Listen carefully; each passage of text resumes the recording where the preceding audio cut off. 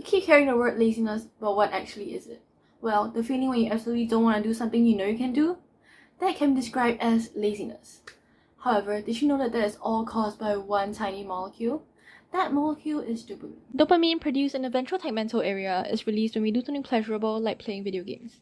It is released along the mesolimbic pathway to the amygdala, which deals with emotions, hippocampus dealing with memory, nucleus accumbens, motor functions, and prefrontal cortex, attention and decision making.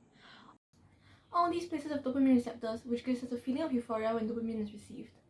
When dopamine receptors at a part of our brain receives dopamine, the amygdala tells us, "Oh, that was fun." The hippocampus says, "Since it's fun, let me remember this so we can do it again." The nucleus accumbens, moving our fingers to play more, and the prefrontal cortex, which decides to continue playing.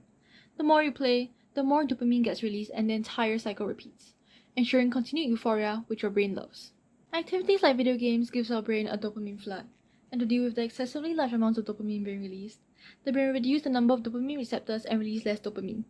It would then need larger amounts of gameplay to reach the high levels of dopamine it is used to. Negative consequences also do not affect the brain properly when dopamine is involved. As dopamine also affects decision making and memory, this leads to higher impulsivity, in this case continuing playing video games. Playing video games and using our phones gives us much more dopamine as compared to studying or reading, since we think that it's much more fun.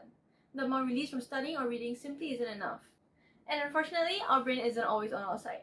Your brain likes the euphoria so much that it's willing to jeopardize you, and to get a hit of dopamine, your brain forces you to continue playing or scrolling, leaving you physically unable to revise for an exam that's tomorrow.